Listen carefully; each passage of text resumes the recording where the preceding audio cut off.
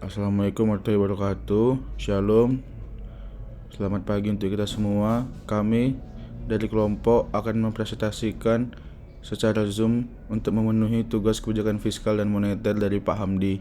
Adapun kami kelompok terdiri dari 3 orang. Yang pertama itu ada Esther Fania Elnapitupulu, yang kedua ada Alicia Putri Simanjuntak, dan yang ketiga ada saya sendiri Agung Jusomardana Munte. Topik pembahasannya itu terdiri dari 3 poin: kebijakan fiskal dan moneter dari pendekatan ekonomi, fungsi kebijakan fiskal dari literasi ilmu ekonomi dan berkaitan dengan pembiayaan politik. Yang poin ketiga itu instrumen dan contoh dari kebijakan fiskal di Indonesia. Poin pertama akan disampaikan oleh pemateri Alicia. Waktu dan tempat dipersilahkan. Terima kasih. Jadi pengertian kebijakan fiskal dan moneter itu, yang pertama kebijakan fiskal, di mana kebijakan fiskal itu berhubungan dengan pendapatan dan pengeluaran negara. Yang menjalankan kebijakan ini ialah pemerintah sendiri dengan cara kontraktif dan ekspansif, di mana secara kontraktif itu dilakukan pada saat inflasi dan ekspansif dilakukan pada saat deflasi. Selanjutnya, kebijakan moneter. Kebijakan moneter merupakan mekanisme yang dilakukan untuk mengendalikan jumlah uang yang beredar di masyarakat dan penetapan suku bunga.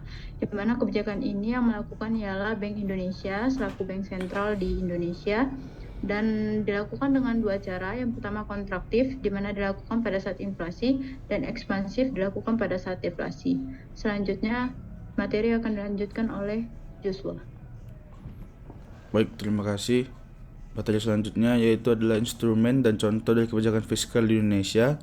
Instrumen kebijakan fiskal terdiri atas 1, pajak. Di mana kita ketahui sendiri, pajak merupakan salah satu pendapatan terbesar bagi sebuah negara yang diambil dari konsumsi baik barang dan jasa melalui masyarakat. Yang kedua, pengeluaran belanja negara. Pengeluaran belanja negara itu adalah pengeluaran yang dilakukan oleh negara untuk membelanja kebutuhan negara ataupun sekitar pembangunan. Yang ketiga itu obligasi atau surat utang negara. Kita sebagai masyarakat bisa membeli obligasi surat utang negara untuk tujuan investasi dan mendapatkan keuntungan. Obligasi ini bukan hanya bisa dibeli oleh perorangan, juga bisa dibeli oleh perusahaan. Alokasi anggaran. Negara melakukan alokasi anggaran untuk membuat seluruh anggaran menjadi rata dalam pemakaiannya. Contoh kebijakan fiskal Indonesia yaitu ada tax amnesty. Tax amnesty merupakan pengampunan pajak. Beberapa tahun yang lalu, Indonesia melakukan tax amnesty untuk orang-orang yang tidak membayar seluruh pajaknya. Tax amnesty ini dilakukan agar seluruh orang dapat membayar pajaknya dan tidak mendapatkan hukuman secara hukum karena melanggar kebijakan pajak. Yang kedua ada subsidi BBM dan gas. Seperti yang kita ketahui, di Indonesia itu sudah dilakukan subsidi BBM dan gas. Hal ini dilakukan untuk menahan daya beli dan daya jual di masyarakat, dan untuk mendorong daya beli masyarakat menengah ke bawah untuk dapat mengkonsumsi BBM dan gas. Yang ketiga itu penerapan harga eceran tertinggi atau HAT. Ini dilakukan untuk menjaga kestabilan harga barang di masyarakat. Biasanya HET dilakukan untuk bahan-bahan pangan dan minyak konsumsi di masyarakat.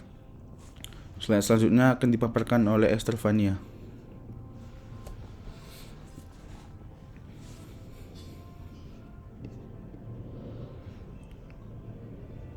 Maaf saudara Esther, belum di mute. Oke, suara saya sudah terdengar. Sudah. Oke, saya lanjutkan.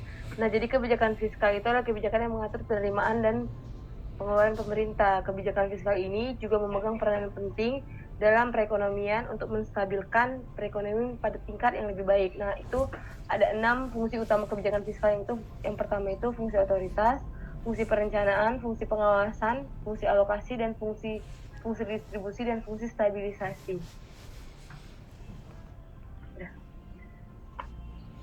Baik, sekian pemaparan melalui Zoom dari kelompok kami. Sekian dan terima kasih.